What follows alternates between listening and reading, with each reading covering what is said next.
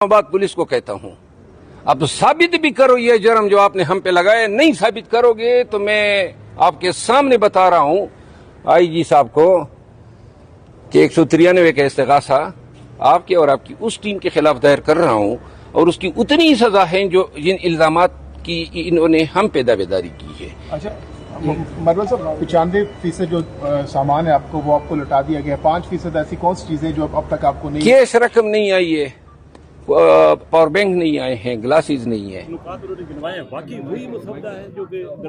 देखिए, जहाँ तक इनके मुसव्वदे का ताल्लुक है, मैं ये आपको बताऊँ, सबसे पहले जो आइडिया इन्होंने कहा था और ये कह रहे हैं, मैं आपको उसकी एक तफसील बता रहा हूँ। सबसे पहले उन्होंने ये आइडिया बताया कि हम फेडरल कॉन्स्टिट्यूशनल कोर्ट लेके आना चाह रहे हैं, और ये आइडिया हमने जो ओरिजिनेट किया था बैक इन 2006 जब चार्टर ऑफ डेमोक्रेसी इनका साइन हुआ। देखो, चार्टर ऑफ डेमोक्रेसी 2006 में साइन हुआ, वो पूरी दुनिया उस वक्त डिफरेंट थी, वो एक प्रेसिडेंशियल फॉर्म ऑफ गवर्नमेंट थी। उसके बाद बहुत सारे चेंजेस हो गए, 18 साल बीत गए, बहुत सारा के चेंजेस आ गए। 18वीं तरमीम के बाद पूरी हैयत चेंज हो गई है, इसलिए इनका जो आइडिया है वो बड़ा तजर्बाती और मिसकंसीव्ड है, इस तरह नहीं हो सकता। बाज़ केसेस में हम जाते हैं तो एक ही बंदा अपना अपील भी फाइल करता है, 7 पिटीशन कॉन्स्टिट्यूशनल पिटीशन फाइल करता है कि ये पॉलिसी इल्लीगल है। तो क्या आप पैरेलल कोर्ट चलाओगे?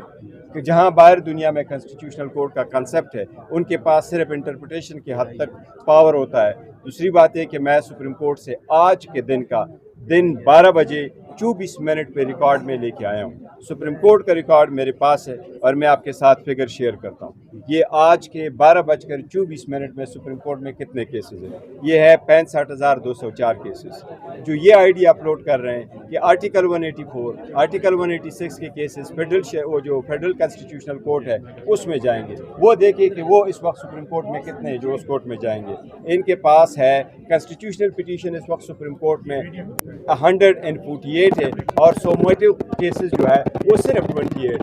तो अगर 65,204 केसेस में से आप 148 केसेस और 28 केसेस निकाल के करें तो फिर आप क्या बनाओगे?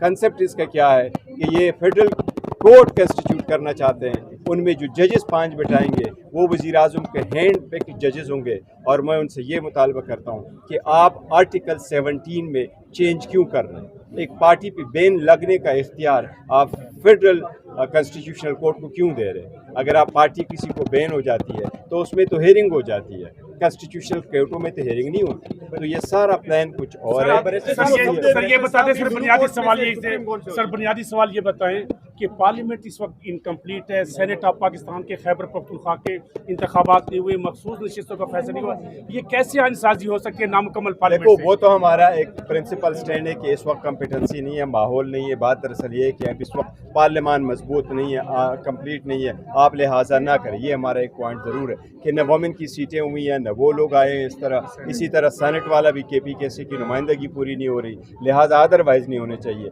लेकिन मैं चार्टर ऑफ डेमोक्रेसी पे मैं जा रहे हैं, मैं चार्टर ऑफ डेमोक्रेसी उनको रिमाइंड करा रहा हूँ कि charter of democracy code of conduct के पैरा 23 में लिखा हुआ था कि टर्न कोर्ट एक दूसरे को नहीं लेंगे, फ्लोर कार्सिंग को इंकरेज नहीं करेंगे। अगर ऐसा ही है तो फिर आपने हमारे बंदों को अप्रोच क्यों किया? उनको आप एक पार्टी के चेयरमैन है, तो क्या इस तरमीम के लिए योर से प्रेशर है?